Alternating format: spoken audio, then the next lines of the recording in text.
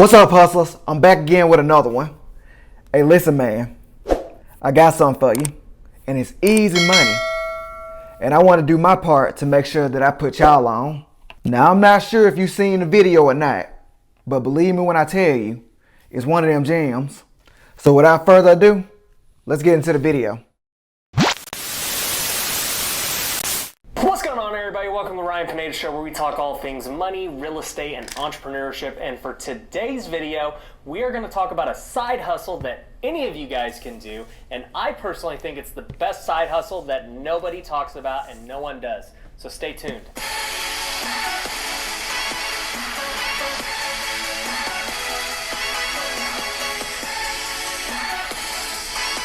Okay, so before I tell you what exactly the side hustle is, let me give you the backstory of how I figured this out. So back in 2013, my wife and I, Mindy, had just gotten married in October, and we moved into our first apartment together. And at the time, she was only 21 years old, I was 24, we didn't have money. So in order to furnish the apartment, I ended up buying all the furniture on Craigslist. I was getting a couch here for $100, a table there for $50, I got our beds, I got literally everything you can imagine, all used. I want to say we furnished the whole apartment for like $1,000. And me being an entrepreneur and a go-getter, I knew that we had gotten great deals on everything. I would never pay market value for anything, whether it's used or not. And in my mind, when it was done, I was thinking that we could probably resell it all for like $3,000. But obviously I wasn't going to do that. It was just a thought in my mind. Now, at the time, I was a struggling realtor, not really making too much money. But I also started thinking about ideas of how I could make more money for our young family. And I kept coming back to this idea of, we bought all this undervalued furniture and I could go sell it right now and make good money. And as I thought about it more, I said, well, what if I just found one good deal a day? If I found one good deal a day, I could make $200. I could go buy a couch for $100 and resell it for $300 pretty easily. And the reason I knew this was because I had already bought it and I knew what they were going for on Craigslist. So I decided to test my theory. I said, hey, if I can buy one good deal, that takes me like an hour. I don't have to sit in this classroom for 6 hours. So I ended up testing my theory. I bought one couch and I took it back to our apartment. So I actually... Hey, just a side note. Craigslist is a legit site, man. It's made people a lot of money, as well as Facebook Marketplace. They had this couch taking up like all the space in our apartment. And I don't think Mindy was too happy about that, but I wanted to just test the theory. I ended up putting it back for sale, and a few days later we sold it and made $200. And that's when the light bulb went off. I said, dang, like that was way easier to do than go sit in this classroom for 6 hours. Even though that's easy too, this is way quicker and easier, and it has the potential to make as much as I want. So the minute I did my first sale, I quit substitute teaching because I knew that this was the way to go. And the thing to know about me is once I prove an idea, I just go all in at it. So after I bought the truck, I ended up getting a 10 by 30 storage unit that I could drive up to. That was going to be my warehouse and my storefront, and I was all in. I was just buying everything I could that seemed undervalued. It didn't matter if it was a couch, it didn't matter if it was a table, it didn't matter if it was an appliance. I was buying anything I thought was undervalued. Hey, if anything, this right here should make a light bulb go off. It's the epitome of fixing and flipping. You know, anything that you see that looks undervalued or it looks damaged, hey, you could fix it, man, and then see how much it's worth, and then flip that thing and make some money.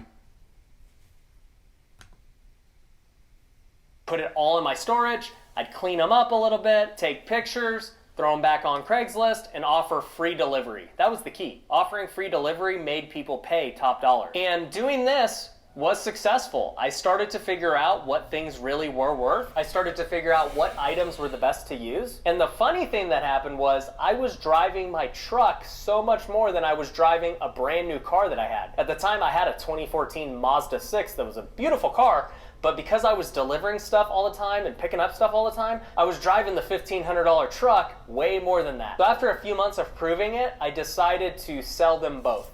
I ended up selling the truck for exactly what I paid for it, so that was good. And I ended up selling my new car for a loss. It wasn't that bad of a loss, maybe $5,000, but I knew I needed to get rid of both of them and get a truck that I could drive around every day. So I ended up buying a truck on Craigslist, a 2004 Toyota Tundra with 90,000 miles, and that was going to be my one car. I was going to use it for everything else I was doing, and I was going to use it for work. And in fact, we had the truck until recently when I bought my dad a new Suburban and we sold it to one of our contractors. So back to the story, I've got a nice truck now. I've scaled it up. I've got multiple 10x30 storage units now because I'm buying so much inventory, and I'm realizing what things I like selling, what things I don't. I realized real quick that appliances were not good. They always broke. They were super heavy. People always complained about them, so I pretty much stopped buying appliances. The other thing I didn't like about appliances was I needed somebody else to help me load and unload them. Try getting a fridge up into your truck. Try getting a fridge out of your truck. It's not easy. So I stopped doing that because I wanted a business where I could do it by myself and I didn't need help. I also realized that dining tables and things like that just didn't get that much money. I might buy one for 50 bucks, but I could only sell it for 100 to 150. It wasn't worth all the time and headache to do that. I needed somebody to help me lift a dining table. So that was out of the question. What I realized as I did it was that couches were easily the best things you could buy. There was a ton of supply of them. You could get a lot of good deals. You could load it by yourself, and you might be thinking to yourself, there's no way you could load it by yourself. How? Well, you tip one end up onto the truck, then you go and pick up the back end and lift it up and push it into the truck. And that's it. It's super... Just gotta think about it. How was he able to get the couches on the truck by itself? But, word for the thought, get a dolly. You'll thank yourself later, it'll save you back. I know it personally, man. Simple to do it by yourself. It may seem like it's hard, but it's not. And the thing with couches is once you take off all the cushions, and the type of couches we're buying are pretty cheap, so they're pretty lightweight. They're not what you think. So I just learned that I needed to specialize in couches. And I learned real quick what couches get the most money. Sectionals by far outperformed everything else. Leather sold better than microfiber. I learned that if you could remove the covers and just wash them, they look brand new. If the covers couldn't be removed because they were attached, those were a pain in the butt because there's really no way to clean it other than getting a professional. So I became really niche in my couch searches on what I wanted. I was basically going after neutral colored sectionals that had covers that could be removed so that we could just throw them in the washer and put them back on. Those were the best sellers by far. I could pick them up for $100 to $200 and sell them for $200 to $300 more than what I paid for them. Every single time without fail. I learned that a couch by itself, like your typical love seat or a 3-seater couch, is not worth it. You could get it for 50 bucks, but it's still only gonna get 100 to 150. So I ignored those. I would occasionally buy a couch love seat combo because that could make good money, but nothing beat the sectional. At one point I had up to 4 10x30 storage units that you could just drive up to. And it was super cool because whenever somebody would come look at one couch, if they didn't like it, I could go sell them on another couch. Oh, that's I'd dope. be like, hey, here's my units, I'll show you around, take a look, maybe there's something else you like. And so a lot of times a potential customer that came for one couch ended up buying another. So this was honestly my first experience at running a legit business, and I was doing it by myself. And I got to the point where I was making on average $8,000 net profit every month. This was after paying my gas, the storage expense, and that was it. And the overhead on it was not very much because we're buying these couches for $100 to $200. I might have like $2,000 sitting out there to... Man, $8,000 net profit? No overhead? Man, that's some serious money. Woo! You're making a good amount of money. And then considering it's his first business, that's a real good start, man.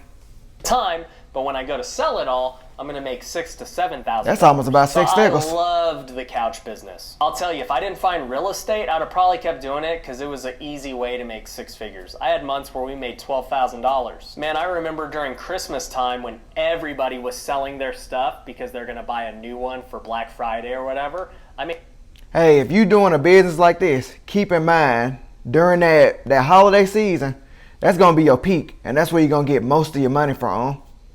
made $12,000 one December because we bought so much inventory and sold so much. So I know that the business can be quite lucrative. I ended up doing this for about 3 years before I learned how to finally flip houses. And I actually was doing it when I first started flipping houses because that was my main source of income. So that's why I always tell people, you don't have to give up your day job right away. I didn't. Flipping couches was Hey, that's my a day nugget. job. After about 6 months, You and can still once I work your proved job I while could flip doing this. houses, I quit doing it because of opportunity cost. I knew that it was taking more time away from me finding the big deals that can make me a lot more. And also during that time as well, I ended up hiring my friend to help me with those couches while I was transitioning into real estate. The way that we'd work that was I would find the couches on Craigslist, I'd negotiate, I'd send him to go pick them up and pay for them.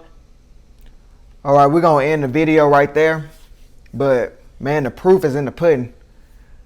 Almost 6 figures, if not 6 figures, could be made from this business if you going all in it. So, as always, I have his information in the description below. Be sure to subscribe to him. He also teaches about real estate if that's something that you're into. And also, don't be shy. Be sure to hit that like button. Make sure you comment. And don't forget to subscribe. As always, y'all be easy. And let's continue to grow higher. I'm out.